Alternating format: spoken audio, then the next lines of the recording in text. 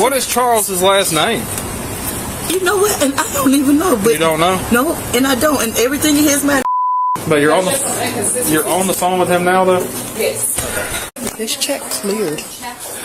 That account already. That same check number. It cleared his account already? Yes. But to a different person for a different amount. He's telling me that his grandson brought him up. That doesn't sound like an older guy. No, it sounds like a young guy. On August 9th, 2023, officers responded to a call at a South State Bank branch in Winder, Georgia. A woman had presented a $400 check that bank staff believed to be fraudulent. 2 different people, 2 different amounts, 2 different banks. And yet, the same check number, drawn on the same account, cleared just 1 day apart. That single anomaly is what turned an ordinary bank call into a felony investigation.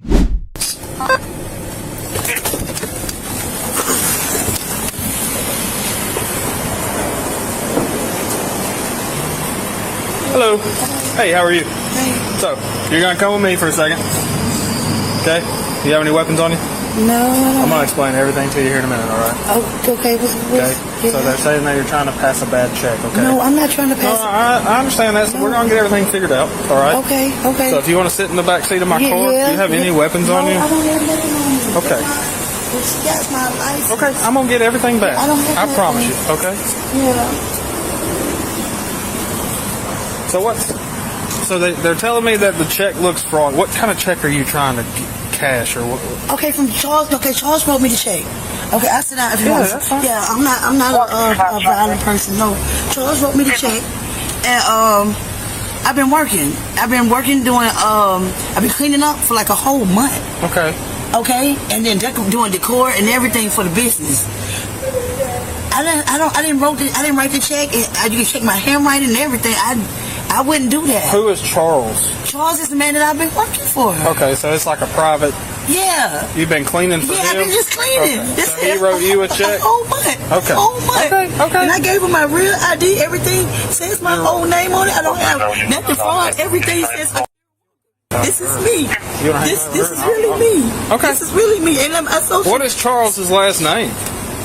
You know what? And I don't even know. But you don't know? No, and I don't. And everything in his mind, I have nothing for. And it's even my social too. Everything here has my name on it. Nobody else. Okay. But mine. Okay. Hang tight with Sergeant Hill right quick, okay? Let me go try to figure it out.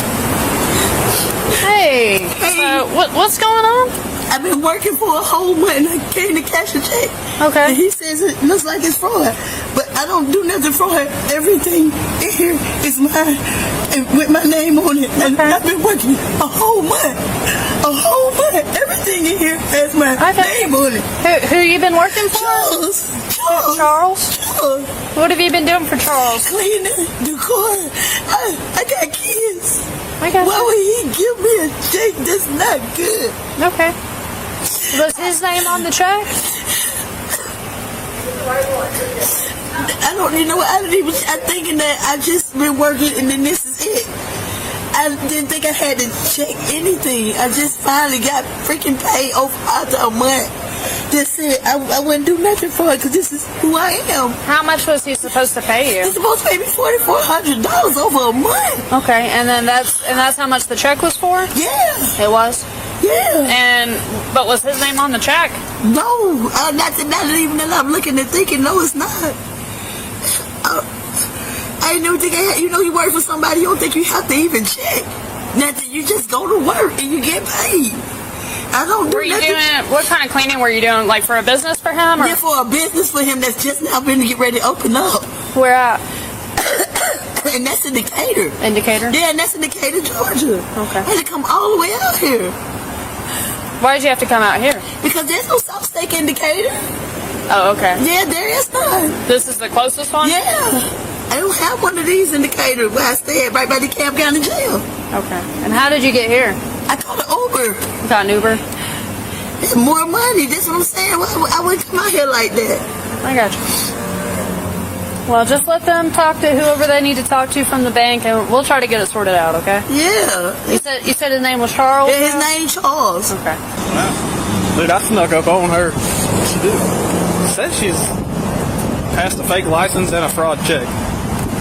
So I'm not sure. But there's just Is it a Charles? Okay. But you're on the phone with him now, though. yes. This check cleared that account already. That same check number. It cleared his account already. Yes. But to a different person for a different amount. So honestly, we don't know what's going on. Is this the driver's license y'all- you trying to use? Yeah, this is what she And does. to me, that don't look like from the distance I was at. I don't know. That's what her social says, but Yeah. do y'all don't have access to like see what this check was written for before? Y'all can see all that stuff? That's what she's trying to verify, though, so we don't know. Okay. But honestly, Which, I mean, there's no way that you can write two checks with the same check number, so. right. But see, what's weird is she's from Decatur, and this person is from Smyrna. Why they're here in Winder? Because we have offices in the Atlanta market. Okay. Let's see what she says. Hung up on me. I don't think it's him.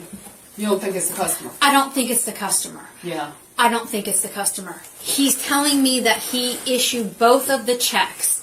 They both have the same number on them. He's telling me that his grandson brought him up. That didn't sound like an older guy.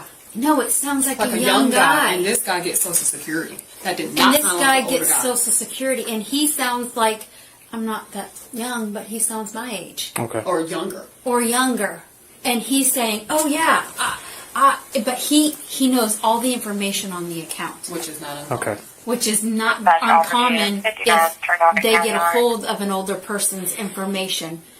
And he's like, oh yeah, well, I wrote both of those checks out. And yeah, she did a service for me. I said, well, what service did she do? Oh, well, I have an expense report right here. Yeah, and I wrote that for her. I said, well, what about this check right here to this Jana? Because that's the same check number there, It's right? the exact Okay. same check number. And it was wrote to a Jana. I can print this for you. Oh, can you? Awesome. Yes, sir. And the thing is if you look at this check that was here, do you see how it looks like it's altered? See how it's like outside of the box, altered looking? And look, this says expense reimbursement. Okay. That is too much red flags here. It's all for you good. And Yeah, we're he's good. from Smyrna. And I The said, customer is? the customer The account is. holder is from Smyrna? Yes. Okay. And I said, And she's from DeKalb too. I don't know why she would be all the way in Winder. right, and I asked, I said, look, he writes checks. They're only small dollar amounts. There's nothing that's ever, Okay.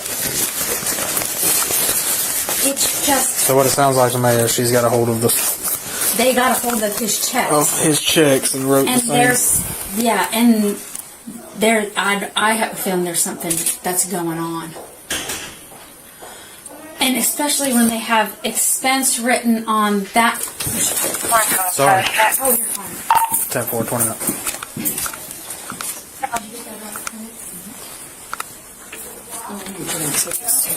I already tried to call for Yeah, because see how it just looks weird? And that's a different check altogether. You can tell in the size. That's a different font. And this was deposited at Bank of America. Yeah, see, look. That's a different quality. You can tell that was... Because I've never seen any of our checks be ripped from the bottom. All of our checks ripped from the top. Well, Yeah, the thing is, I'll say the look. checkbook I have from here is you rip it from the Look. top. well, You see how uneven that is? and the checks that I asked, did he order the checks from us through Harlan Clark? And he said, yeah.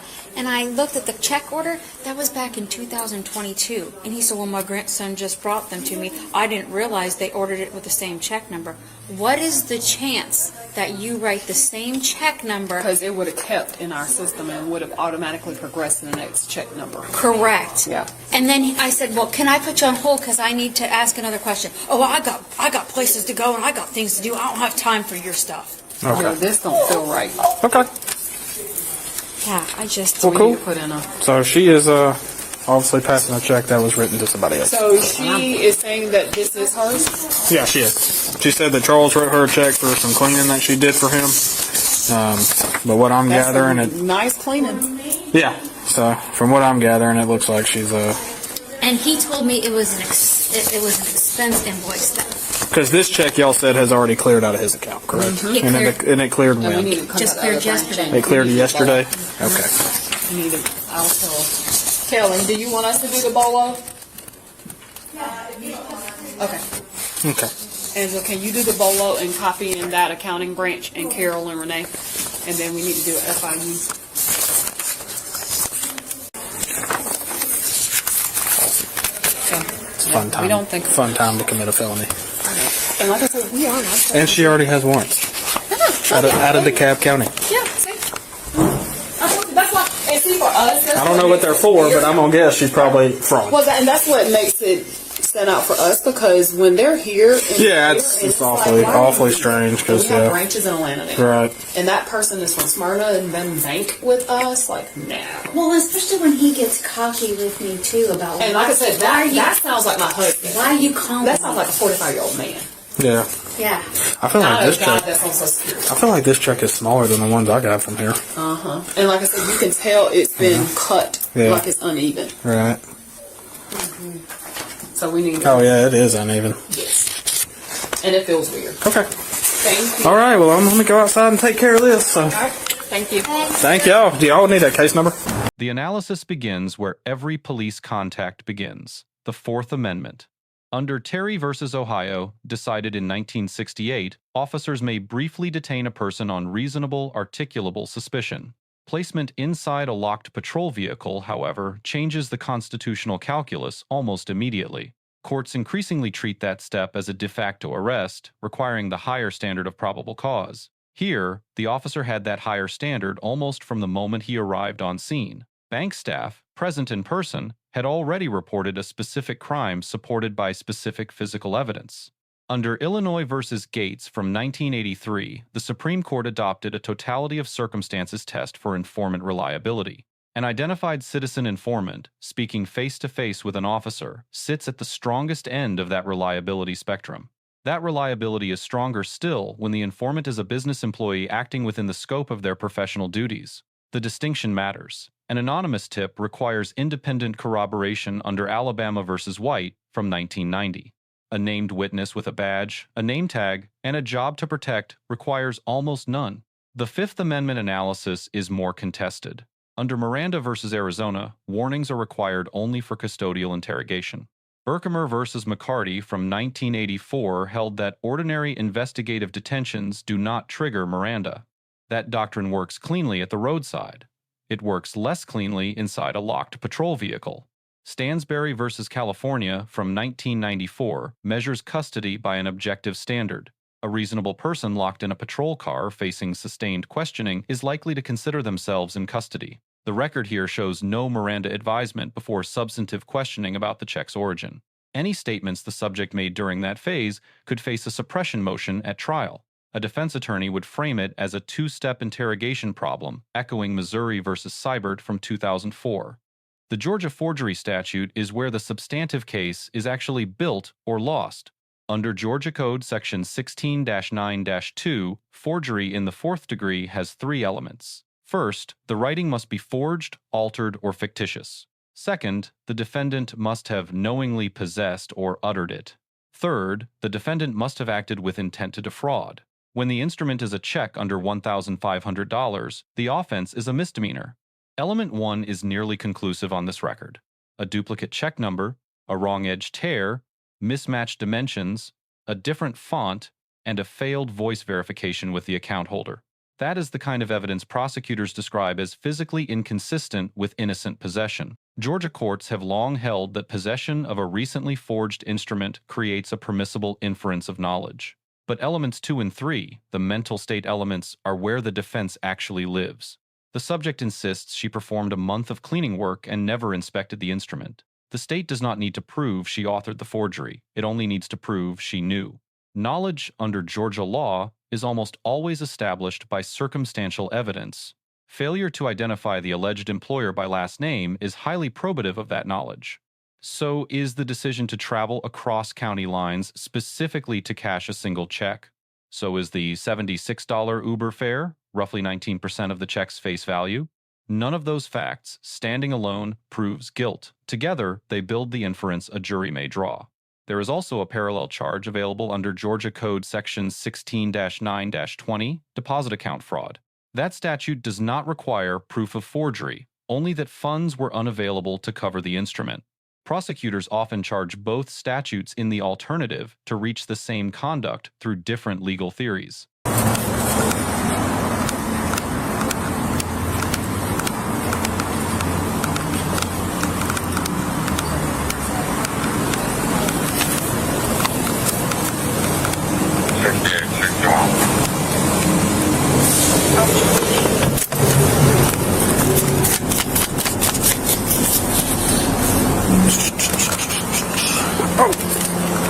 All right, man. Go on and step out for me, okay? Let me have that wallet. Turn around for me. I'm going to explain everything to you here in just a second. I'm going to jail. Right now, you're under arrest, okay? I'm going to tell you here in just a second. And they got my boys to pick up. Where are your boys at? They're in school and I'm the only home I came to. What school? My school. Listen to me. What school they go to? I get McNair, Junior, in middle school, and in elementary. I got 5 boys. That's what I was telling her. I don't have nothing on me. Okay, we're going to walk to the front of my car. Come here. I don't do nothing. Everything belongs to Go on, me. fast speed 95 on there now. Walk to the front of my car for me. Search her phone.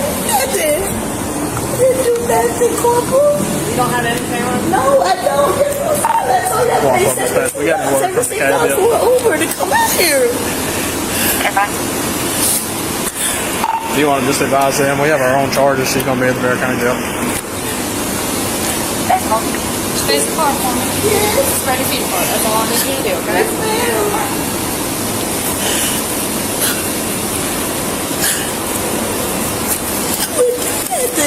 Whoa.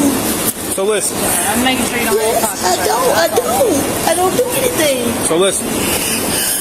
I told you I was going to be honest with you, okay? Yes, go ahead. The check that you were trying to pass was written to somebody else 2 days ago and just cleared their checking account 2 days ago. Okay. That check that you tried to pass is But it was not me. It wasn't me, though. completely fake check.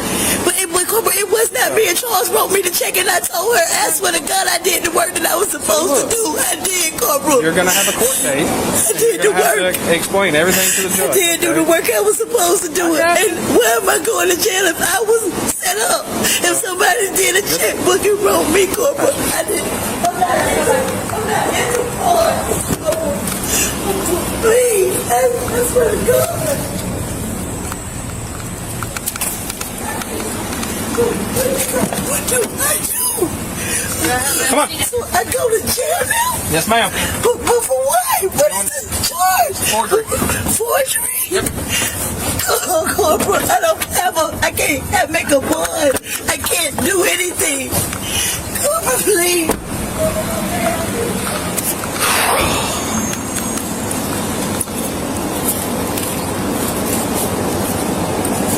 I actually have an account here, and that check she was trying to pass was completely fake. Our checks from here ripped from the top out of a checkbook. Yeah. That one ripped from the bottom, and it's like completely cut crooked. The same check number got written to another person on the 8th, and it just cleared their account yesterday on the 8th. They deposited at Bank of America, and so So they called. There's more to the story that's going on. They called the account holder, and they were like, I don't think it's him.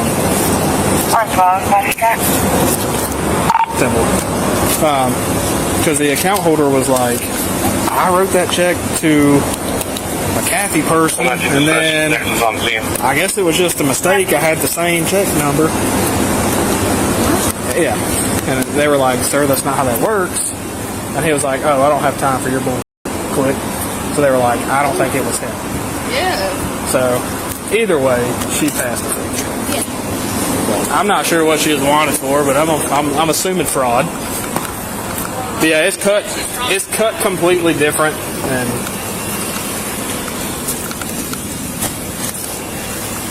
I mean, you can. So they said that the copies that they gave me is the exact size, which are the exact size of the checks. They come from here.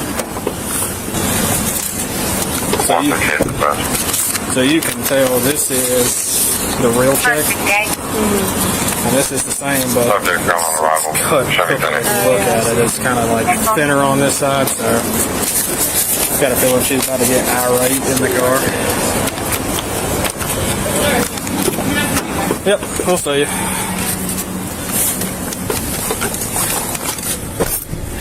What am I supposed to do? Man, you're gonna have to get up here and talk to the people from the jail and see what your bond's gonna be and all that good stuff. Make a bond. I don't have any money now. In real life, I don't work for it. I work for this money. Being route to the jail, one female, getting mileage 376. You would just advise them. She's pretty irate in the backseat. What if my kids are looking for me to pick them up? I came all the way out here and paid an Uber. You don't understand. I'm not guilty. Somebody wrote me the check. Okay. Charles wrote me the check. And like I explained to you, you're going to have to tell all that to the judge whenever you get to see the judge. The arrest is fortified by a second independent legal basis. Dispatch confirmed active warrants out of DeKalb County. Under Devenpeck versus Alford, from 2004, the validity of an arrest does not depend on the offense the officer names. It depends on whether any offense supported by probable cause exists at that moment.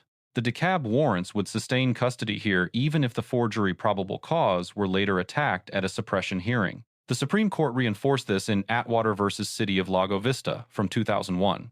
That decision upheld custodial arrests even for minor offenses, provided probable cause exists. The subject's own on-scene admission adds a further layer. She told the officer, quote, "Anytime they pull my name, they don't want me," end quote. That statement was voluntary and unsolicited. It was not the product of interrogation.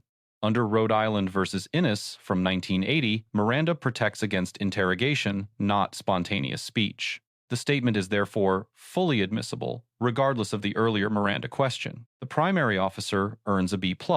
He deferred the arrest until physical evidence and the warrant hit were both confirmed, and he used no force beyond the minimum.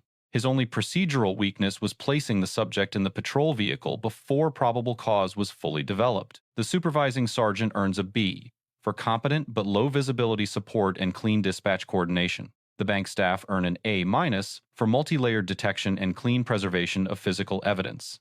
The subject earns a C, reflecting on-scene cooperation against upstream decisions that materially damaged her legal position. Dispatch has been updated. All my ID belongs to me.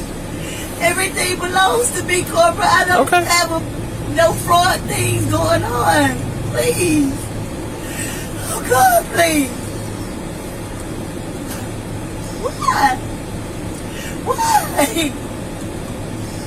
I'm way out here nowhere. How'd you get out here? Huh? How'd you get out here? I got an Uber for $76. But what? I thought that the check was real. But what did you come to Winder for? Because we don't have South States in the cab. They have South States in Atlanta? No, we do not. We do not. I Googled it.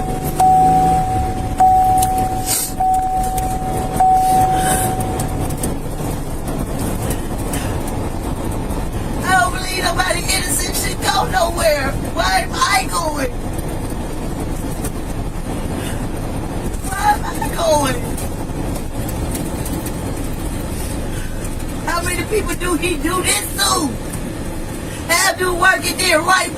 Checking, they get in trouble. This is not cool. I got to do with nobody to come get me. Nobody to come get me. How long will I stay here? My boys depend on me. And I work. I have worked. I work for this money. I work.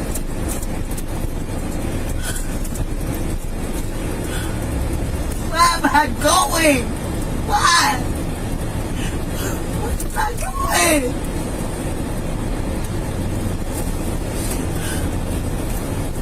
I don't understand why you don't believe me. Did you know you had warrants out of the They cab? don't want me. Anytime they pull my name, they don't want me. Okay. I'm just letting you know. 3 practical lessons emerge from this record. First, physical evidence remains the backbone of every forgery prosecution. Bank employees who can articulate specific, observable anomalies convert a suspicion into probable cause almost instantly. Second, the moment a subject enters a locked patrol vehicle, the Miranda clock deserves fresh consideration. Berkemer does not protect sustained backseat interrogation the way it protects a curbside conversation. Third, the mens rea elements are where forgery cases are actually won or lost. Prosecutors build knowledge and intent from what a defendant did not do, as much as from what she did. Inability to name an employer, failure to inspect the instrument, and unusual travel patterns all become circumstantial evidence. Let us know if there is an interaction or legal topic you would like us to discuss in the comments below. Thank you for watching, and don't forget to subscribe to our channel for more content on police court interactions.